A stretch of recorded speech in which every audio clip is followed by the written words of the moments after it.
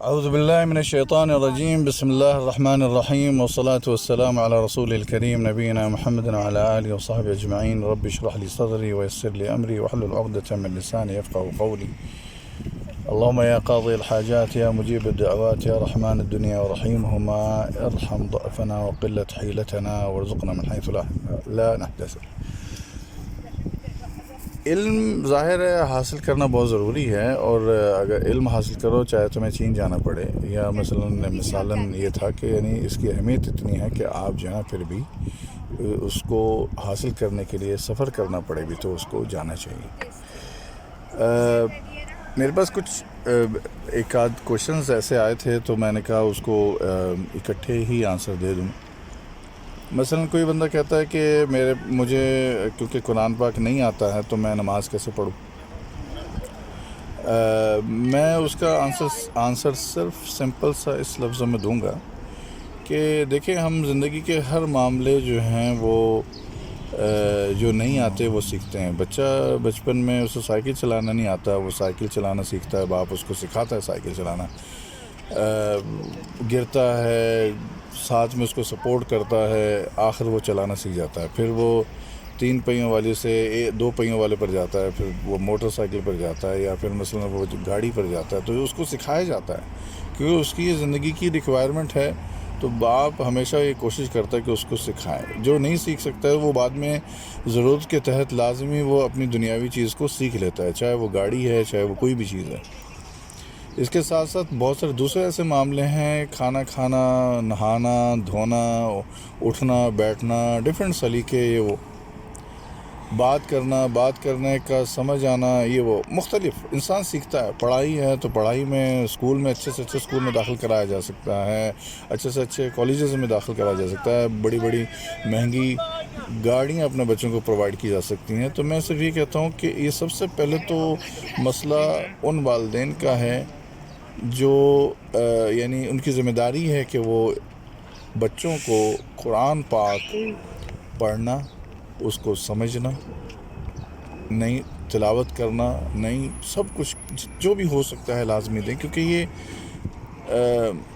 جس نے نماز جس کی صحیح نہیں ہے تو اس کی زندگی میں کیا صحیح رہ گیا؟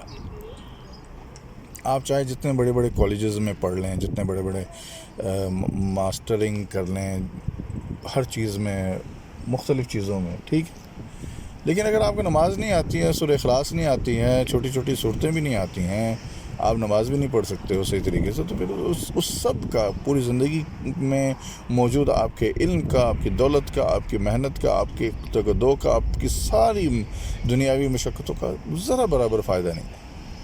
وہ آپ صرف دنیا کے لیے ہی کر رہے ہیں۔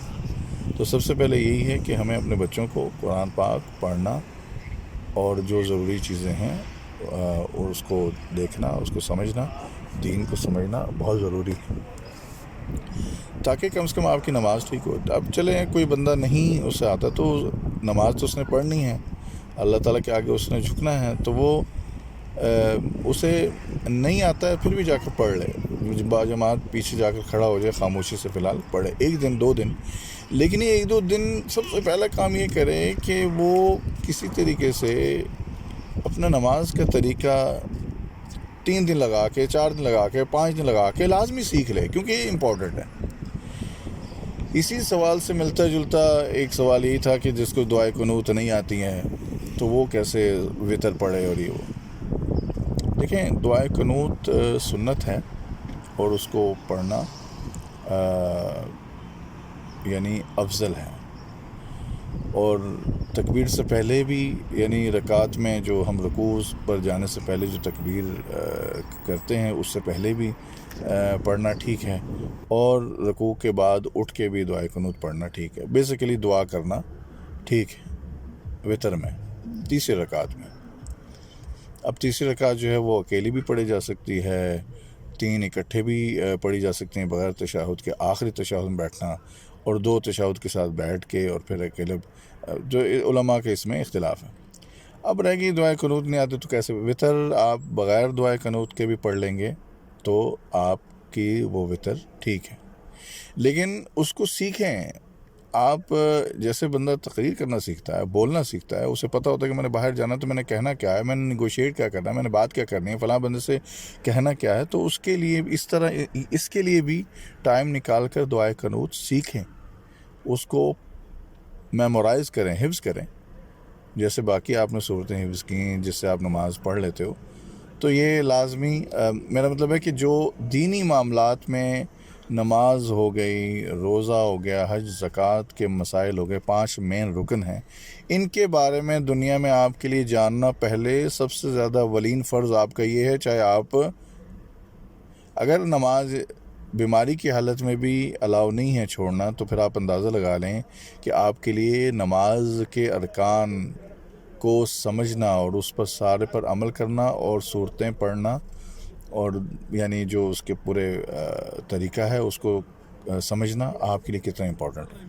آپ یہ لگا لیں کہ حضرت صلی اللہ علیہ وسلم نے فرمایا کہ نماز مسلمان اور کافر کے درمیان میں پہلا فرق ہے، اس لیے بہت ضروری ہے، بہت امپورٹنٹ ہے. بڑا حدیث متفق علیہ ہے، صریح ہے، سیریس حدیث ہے، اور یہ بالکل کلیئر ہے. تو ہمیں چاہیے، کوشش کرنی چاہیے کہ جو معاملے دنیا، ایسا نہ ہو کہ بھئی ہم بڑے بڑے کالجز میں اور ایچ ایس این کالج اور پتہ نہیں کیا کیا اور کنگ ایڈورڈ اور ہوورڈ اور یہ وہ پتہ نہیں ہارورڈ میں ہم پڑھ رہے ہیں اور یہ وہ، لیکن ہمیں قرآن پڑھنا نہیں آتا ہے. ہمیں قرآن کی کچھ آیات، کچھ صورتیں حفظ نہیں کہ ہم نماز نہیں پڑھ سکیں. ہمیں دعائے قنوت نہیں ہے. ہم نے ساری زندگی کے کام میں ماسٹر کر لیے، پی ایچ ڈیاں کر لی، لیکن یہ نہیں آتا. یقین کریں سب بیکار ہے، سب بیکار ہے، سب بیکار ہے. اگر یہ نہیں آتا تو کچھ نہیں آتا. اپنے آپ کی زندگی کے لیے آج سے پریورٹی بنائیں کہ آپ پہلے یہ والی ساری چیزیں سیکھیں. وآخر دعوانا ان الحمدللہ رب العالمین.